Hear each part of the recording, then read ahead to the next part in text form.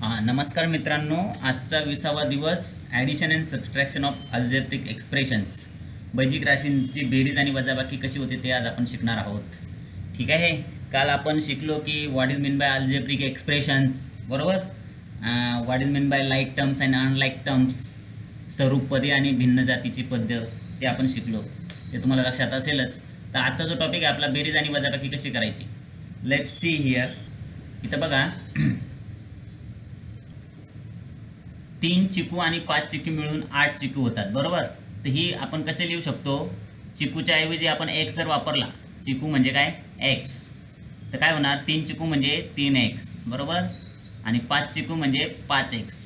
तर 8 चिकू झाले तर कसं लिहिणार आपण 8x असं. ठीक आहे. किंवा आपण डझनला एक्स म्हटलं, डझनला काय म्हटलं एक्स. अच्छा सॉरी, इथं त्यांनी वाय दिलेला आहे. ओके ओके, एक minute, let me correct it. Suppose we take y instead of dozen, बरोबर. तर 10 डझन म्हणजे किती होतील 10y. ठीक आहे. आणि 3 डझन मीन्स 3y. विकले 10 डझन आंब्यांमधून 3 डझन आंबे विकले म्हणजे ते काय होणार मायनस होणार, बरोबर की नाही. म्हणजेच 10y मायनस 3y. 10 डझनच्या ऐवजी y वापरलेला आहे फक्त.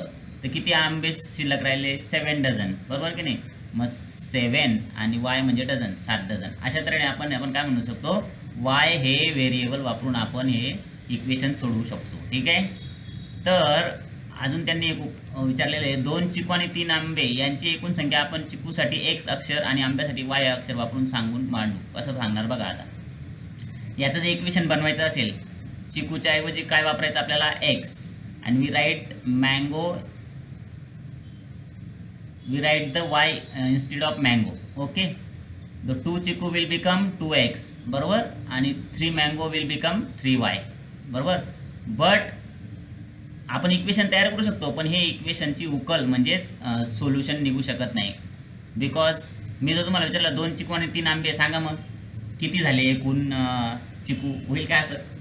तर चिकू आणि आंब्यांची बेरीज होऊ शकत नाही. ते तसंच आपल्याला तसंच सांगावं लागेल, 2 चिकू आहेत आणि 3 आंबे असंच सांगावं लागेल. त्याची जिथं आपण आधी जसं केलं ना, आपण इथं 10 डझन आंब्यांमधून 3 डझन आंबे सांगितलं तर ठीक आहे, 7 डझन आंबे झाले.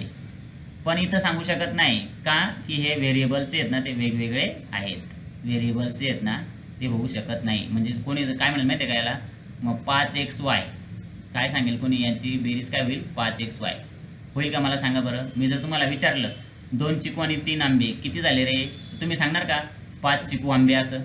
नाही, 5 चिकू आंबे नाही, 2 चिकूच आहेत आणि 3 आंबेच आहेत असंच त्याला म्हणावं लागेल. 5x होणार नाही, हे लक्षात ठेवायचं. ठीक आहे.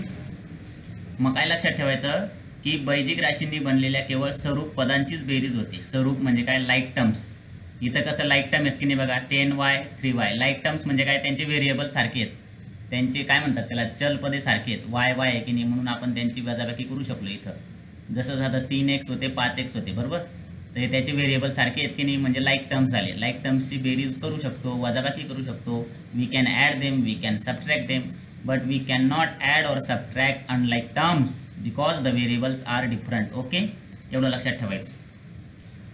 Now let's see sample examples for you.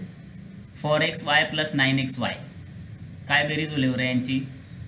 आता काय करायचं, स्वरूप पदांची बेरीज करताना काय सांगायचं करायचं, तर फक्त त्यांचे जे कोफिशियंट आहेत ना त्यांचीच बेरीज करायची. त्यांचे सहगुणक आहेत ना आकडे, त्यांचीच बेरीज करायची. 9 आणि 4 किती झाले 13. तुम्ही यांची बेरीज करायची नाही हां, xy आणि xy. तर तुम्ही काही जण 2xy लिहून देतील नाही का. तर जसे तसं ठेवायचे आहेत ते, कारण की चल पदे आहेत ते, बरं की नाही. आंबे चिकू जे काय आपण लावू, बरोबर की नाही, ते तसेच लिहायचे. तर त्यांची काही बेरीज करायची नाही. त्या जे ते व्हेरिएबल्स असतात त्यांची बेरीज नसते करायची, फक्त कोफिशियंट असतात ना त्यांची बेरीज करायची. ठीक आहे. आता इथं सबस्ट्रॅक्शनचं उदाहरण दिले त्यांनी, 4p minus 3p. We just subtract coefficients. 4 minus 3 1 and just write the variable as it is. Okay, 1p जसे तसं p लिहून काढा. फक्त 4p मधून 3p गेले, 1p उरला. ठीक आहे. तसं 4x मध्ये 9xy मिळवले तर 13xy झाले, एवढं लक्षात ठेवा. ठीक आहे. आता हे फक्त बेरीज आणि वजाबाकी शिकतोय हां. अल्जेब्रिक इक्वेशन्सची गुणाकार भागाकार वेगळा होतो. हे बेरीज आणि वजाबाकीसाठी एवढं लक्षात ठेवा. ठीक आहे. आता हे तुम्हाला मात्र वैध सोडवायचं आहे. आता वैध हे 4च उदाहरणं तुम्हाला सोडवायची. तर आता काय करायचं, बेरीज आणि वजाबाकी करायची. ठीक आहे. बेरीज आणि वजाबाकी करताना कसं लक्षात घ्यायचं, सर्वात आधी त्यांचे व्हेरिएबल चेक करा, म्हणजे चल पदे आहेत ना ते चेक करा, सारखे आहेत का, म्हणजे ते स्वरूप पदे असतील तरच आपण त्यांची वजाबाकी बेरीज करू शकतो. ठीक आहे. तर आता ही स्वरूप पदे आहेत का, yes, because the variables are same, so these are like terms, so we can subtract it. म्हणजे 7 - 2 किती होणार मग 5. 7 - 2 किती होणार 5. मग तो 5 उत्तर लिहा. आणि हे PQR मधून PQR गेले मग 0 राहिले, असं नका करू. हां, write the variables as it is. Variable जसे असेल ना तसं तसं लिहा. मग हे 5 PQR झाले, म्हणजे 7 PQR मधून 2 PQR गेले तर 5 PQR शिल्लक राहिले, असं होतं. आता हे उदाहरण बघा दुसरं. आता हे ॲडिशनचं आहे, हे सबस्ट्रॅक्शन. आता हे ॲडिशन.